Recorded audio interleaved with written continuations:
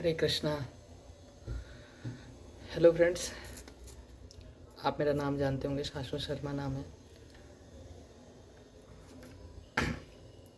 वैसे मैं कई मोटिवेशनल बातें बताता रहता हूँ, पर आज भगवत गीता जी से रिलेटेड बातें बताऊँगा।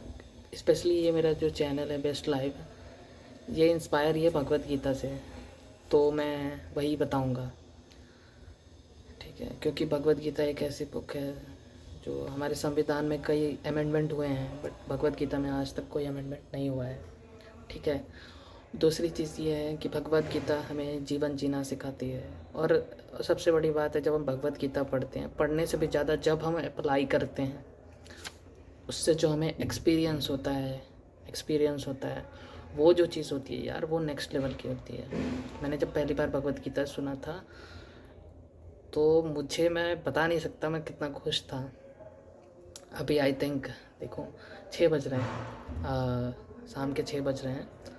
मैं ज़्यादातर वीडियोस रात को बनाता हूँ, बट अभी अभी रूम में कोई नहीं है। हॉस्टल में रहते हैं तो थोड़ा कोशिश करता हूँ कि किसी को बता के ना बनाया जाए। ओके, तो खैर ठीक है, ये सब इररिलेवेंस है। ठीक है, बट मैं बताता हूँ। ठीक है, तो आज मैं बात करूँगा अध्याय 3 चैप्टर 3। Okay, 1 minute. चैप्टर 3 श्लोक चैप्टर 3 वर्स 6 और 7 के ऊपर बात करो। ठीक है, ओके। तो अपनी कुर्सी की पेटी बांध लीजिए, क्योंकि मौसम बिगड़ने वाला है। ओके, दैट्स किडिंग, बट बताता हूँ। ठीक है, तो यहाँ पे बात यह है, भगवान बोलते हैं सिक्स श्लोक में और 7वें श्लोक में, कौन से चैप्टर 3 के, और चैप्टर 3 का नाम है कर्म योग। ओके, तो भगवान क्या बोलते हैं, कर्म इंद्रियाणि संयम य आस्ते मनसा स्मरणः। ओके, नाउ इंद्रिय अर्थान विमूढ़ आत्मा मिथ्याचार सह उच्यते। तो यहाँ पे भगवान बताते हैं, जो कर्म इंद्रियों को वश में करता है, किंतु जिसका मन कर्म इन कर, जिसका मन इंद्रिय विषयों का चिंतन करता रहता है, हमेशा कॉन्टेम्पलेट करता रहता है, वह निश्चित रूप से स्वयं को धोखा देता है और मिथ्याचारी कहलाता है।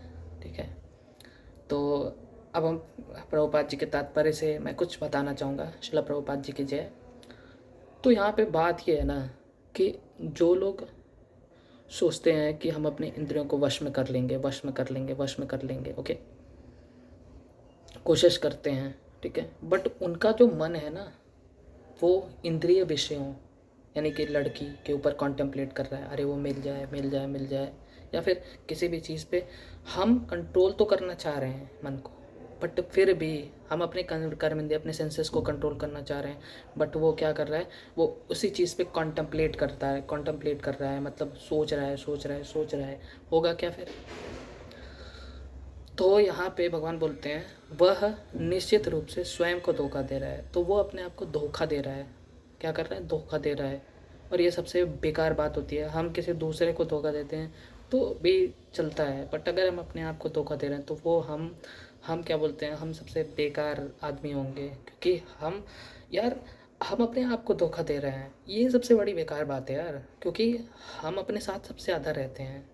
ओके, हम अपने आप को धोखा दे रहे हैं।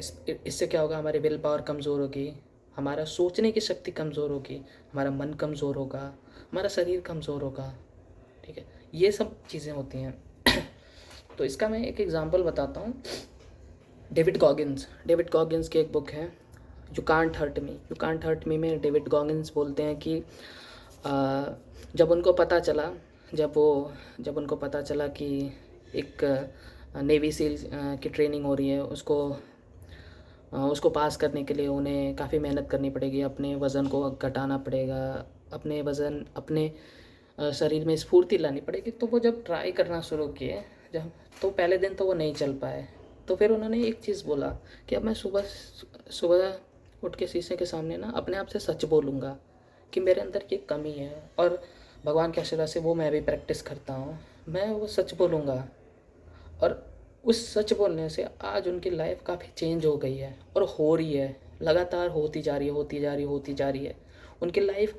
आज वो वर्ल्ड के टफेस्ट मैन हैं, डेविड गॉगिन्स, ठीक है।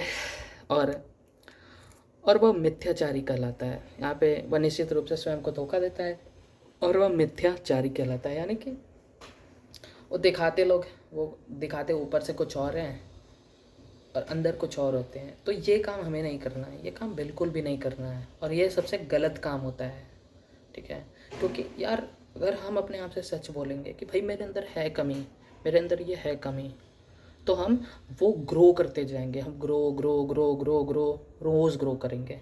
और ये ग्रो जब हम ग्रो करते हैं ना, ठीक है, जब हमारे अंदर ये माइंडसेट आता है कि हम ग्रो करेंगे, हमारा माइंडसेट, हमारा विज़न क्लियर होता है, ब्रॉड विज़न होता है, broad vision broad vision broad vision, तब जो होता है ना, तब भगवत गीता हमारे अंदर इम्प्लांट होना स्टार्ट होती है। जितने भी भक्त होते हैं ना बहुत ज़्यादा एम्बिशियस होते हैं, क्योंकि उन्होंने किसको छोड़ा, ये अरे उसको क्या बोलते हैं, प्रकाशवादी जो बोलते हैं, प्रकाश प्रकाश प्रकाश, निरंकारवादियों को छोड़ा।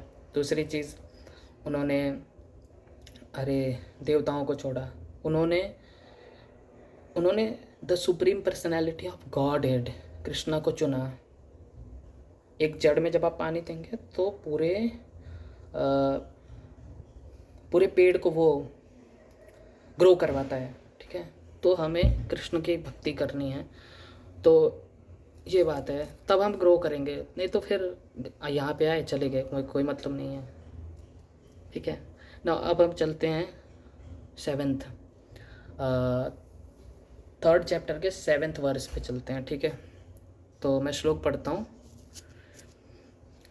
यह तु इंद्रियाणि मनसाः नियम्य आरंभते अर्जुनः कर्म इंद्रियो कर्म योगम आसक्तः सह विषीयते।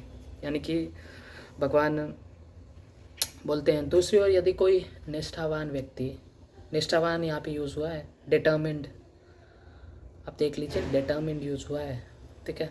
दूसरी ओर यदि कोई निष्ठावान व्यक्ति अपने मन के द्वारा कर्म इंद्रियों को वश में करने का प्रयत्न करता है, अपने मन के द्वारा कर्म इंद्रियों को वश में करने का प्रयत्न करता है, ठीक है, और बिना किसी आसक्ति के कर्म योग यानी कृष्ण भावनामृत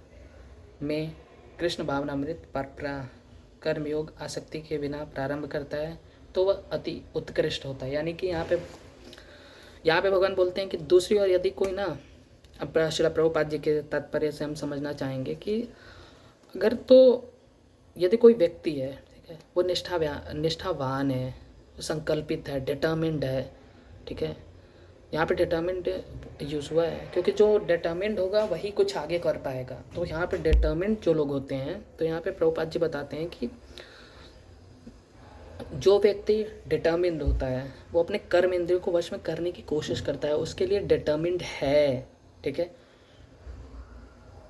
उसके साथ क्या होगा, और बिना किसी अटैचमेंट के, ठीक है, बिना किसी अटैचमेंट के अपने कर्म को करता है, ठीक है, बिना किसी अटैचमेंट के अपने कर्म को करता है। यानी कि कर्म वो भी कौन सा कर्म को, कृष्ण भावनामृत कर्म को बिना किसी अटैचमेंट के, बिना किसी स्वार्थ के, बिना किसी लाभ के वो कर्म करता है, तो वो क्या होगा, वो अति उत्कृष्ट है। यानी कि उत्कृष्ट का मतलब श्रेष्ठ है, बेस्ट है, बेस्ट, हाँ ये बेस्ट वर्ड यूज़ होगा, उत्कृष्ट यानी कि सबसे बेस्ट है।